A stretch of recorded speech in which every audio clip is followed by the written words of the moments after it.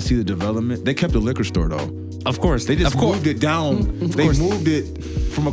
Oh my God. Of course they needed... Yeah. Of course they needed liquor. Yeah, of course. So we had Perkins. So we had McDonald's and then we had Perkins. Perkins was the spot, right? Yeah. If the liquor store was like off in the corner somewhere, they shut down Perkins and moved the liquor store right across from McDonald's, right next to McDonald's. Who needs food when you have alcohol? Yeah, like, come on. Now. So, they made sure the liquor store didn't get touched during the riots. So, Foot Locker got touched, and that's what I'm saying. That space now gets bought out by whoever owns a line. Who is it that owns that field? The stadium. I don't want to call nobody's name out. That and I don't think we want to do that. I'm not going to do that. I'm not going to name drop. I could. I'm feeling it, but they buy out that whole plot of land now is owned by them. Right. So like, it almost seemed like too intentional. All right, so let's talk conspiracy theories real quick. Oh no. Here we go. During the riots, was it really us destroying our own neighborhood? Right. Nah, they be sending people in, dude. I mean, I was here I was high school for recording arts one of those nights, and night watch, whatever, and I watched what happened to Enterprise across the street. Yeah. It didn't look like we was doing that to Enterprise. Right. And you notice that businesses and centers that had community investment, they didn't get touched. Right. The police were probably protecting them, right? No. I said that I'll play this. The entities that had an investment in the community did not get touched. Why is that?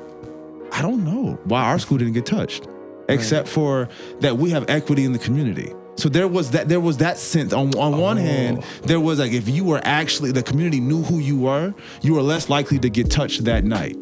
Oh, okay. Right, but then there was this other random hand where it was just like a bunch of businesses that were just a part of the community. Just Enterprise, just messed them over. Foot Locker, let's mess that. Boom, boom. I'm like, dude, what did it? They tried to get Target, they really couldn't. They couldn't get our Target. They got the Target down in Minneapolis. St. Paul Target wasn't going. Yeah, that one. I'm sorry. They were just on guard. After that was on guard. You're not walking out with a 55-inch on me, buddy. But yeah, it calls into question how much of that that damage, property damage, business damage, business displacement was started by us. Now, what we do know did happen often, that if the window was open, then anybody would go through. Right. People even from like out of state, right? They would come in. Like agitators. Yes, agitators. Like people breaking windows and they'd be spray painting free stuff. Yeah. Like, and then if you already live in a community where you're struggling to make ends meet, and then there's a window open, there's no motivation to be a good Samaritan at this moment. Yeah. There's no motivation to be the good guy at this moment. No, I'm not going to take advantage of this free TV. There's no motivation. I'm sorry. We can have a moral compass all we want. Right. But for the young people, there was no motivation for that if you're already strapped for making ends meet. But the reality was it us that broke the window though? Right. Yeah. No. Okay. So. Yeah. So you said you were like a part of that group of like artists and activists and people who was really out there from the beginning, who knew like what the green line could cause and what not considering, like what do you think could have been done differently? Do you think there should not have been a green line at all? Or do you think public transportation has a place in our cities? Do you think, the community's voice obviously seems important, right? Yeah. Public transportation definitely has a place, but you have to include the public's voice. Right. How do they want to commute? What's the best way to commute? Like, what's the middle ground without driving through the middle of our city first? Like, figure out what's our middle ground. Like, okay, the goal is to do what with this public transportation? You want to connect cities on a faster route? I get that. Okay, cool. How then can we make this work for everybody so the local businesses are not displaced? Those that can't afford to come back from the deconstruction you just did. You just deconstructed the entire University Avenue, and there are going to be some businesses that will not have enough equity to recover from that. Mm-hmm. What measures have you put in place to help us recover? Because that's the whole point. It's the recovery. If you deconstruct on such a level where we can't recover, then that deconstruction is not good for us, no matter what you're trying to build. And so I just think that's where the conversation starts is, one, what does the public actually need? Who is this actually for? If it's just to pass through to get to somewhere else, then is it really for us? No, right? Because they advocate for like that video we said, like, right. Oh, it's gonna make things better. Yeah, you know that when they're advocating for that line, it's like, oh, it's gonna make things better, but did it really? Did it really? Right. They're telling the community what's good rather than listening, kind of thing. Yeah. Right. So that's so I'm saying. So I don't. Yeah, man. Without the community voice, nothing good can come out of something that you tell a person you need this. Like, did you ask me if I need this? Like, so yeah, I'd say include a community voice first and foremost, and then the community will let you know what's the best way to go about getting to if we need it. So, like, with the discussion of urban renewal, this brings us to the city we're going to talk about from the Bloomberg article, which there's a lot of urban renewal happened in Detroit.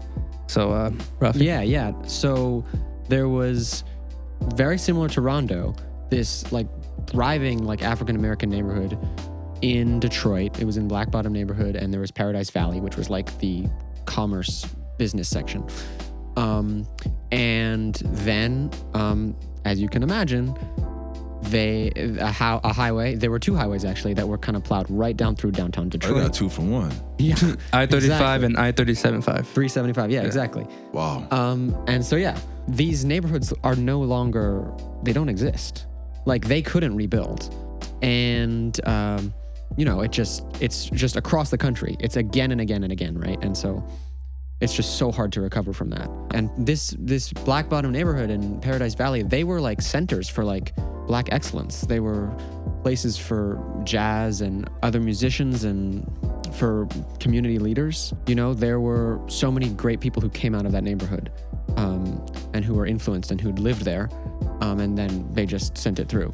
I'm pretty sure one of them was Ralph Bunchy. He was like a UN official. He was the first of African descent to win a Nobel Peace Prize. And there's Della Reese, a vocal singer. Yeah, it had a lot of music in that city, and it was also dubbed the Black Wall Street of Detroit or of Michigan. Oh, really? Yeah, right. So a lot of money was being made there by the Black community. Yeah, it was prosperous. There seems to be this connection with like Black communities becoming self-sufficient, and the government saying, Yeah, it's just it seems like coincidence. Maybe I don't know. Conspiracy? So. It might be conspiracy. Yeah, it's just a fluke. Yeah. You know. Did they name those highways too? Oh no, it's just I-37. What are we gonna name it? Malcolm X Expressway. You know what? He is from Detroit. He is. Yeah, that's an idea. Little Express. That makes it better. Little Express. Yeah. Little Express. All right, so we interviewed, like we mentioned earlier, a person from Detroit who now lives in Rondo.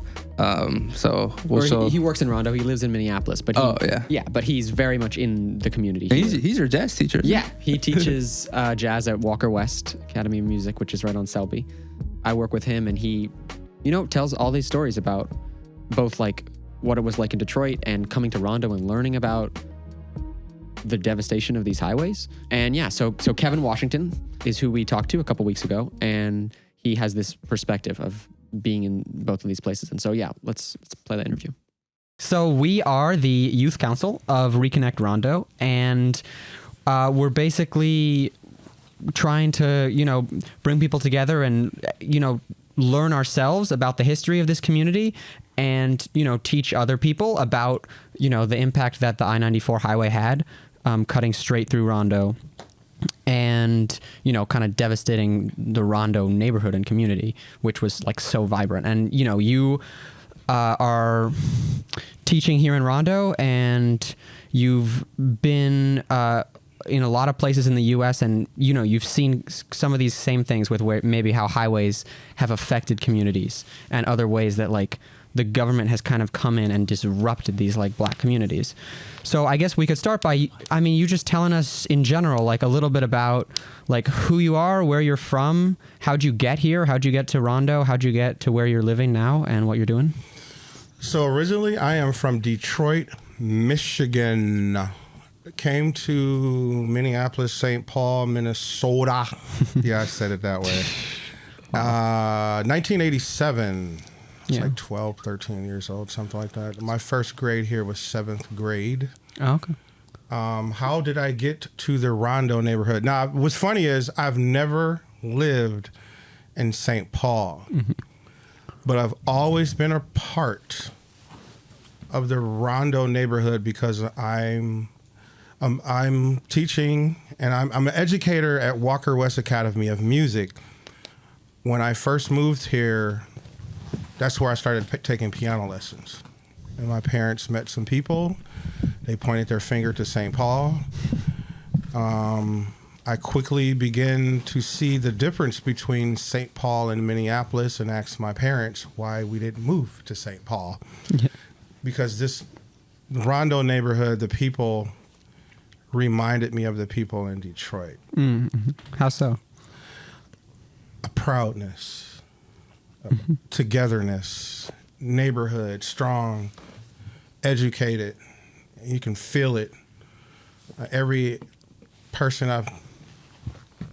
black person I met from St. Paul, it was just something different. I'm not trying to disrespect Minneapolis. It's just, it was a mindset that I related to right away. Mm-hmm. And I find if you talk to other people that is not from here, a lot of people say the same thing. Yeah. And it's funny, I still haven't lived in St. Paul. My twin daughters live in St. Paul. They beat me. The closest I lived to St. Paul was New Brighton. Technically, that's a St. Paul suburb, but it don't count. No, it doesn't count. It's not Rondo. But I've been a part of Walker West, and like I said, I've always felt something in that neighborhood on Selby, you know. And I just love working at Walker West. Yeah. You know? So Walker West is like a jazz and just in music in general. No, it's not just jazz. Right. It's everything. It's gospel. It is jazz. It is classical. Yeah. They're teaching you everything there. We have 3-string educators there. And one of the main is Ross. His students are just going to the youth orchestras, you know. And no, he is an excellent teacher. Matter of fact, he's not the only one. There's a lot of excellent teachers at this school, piano teachers. It's a lot of new people. Yeah. You know, we've hired a lot of new people lately. We're moving to Marshall right off Dale. Soon, like next year. Mm-hmm. And I can't wait. We got the Wilder building. Still working out some details, you know. That's how I got to the Rondo neighborhood. Yeah. You know, other schools have been trying to get me over there, but I want to be in the community. Do you think like the teachers at Walker West and like the way people teach and the way you teach, do you think you think about history when you're teaching and you think about like the community, and it's not just about like just learning the music specifically, but also learning the history of the music maybe, or at least learning how it like affects the community or interacts with that community in some way? I'm going to take you for an example.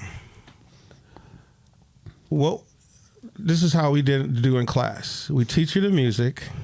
But then what do? Then we start talking about the history, why it's being played this way, where it used to be played.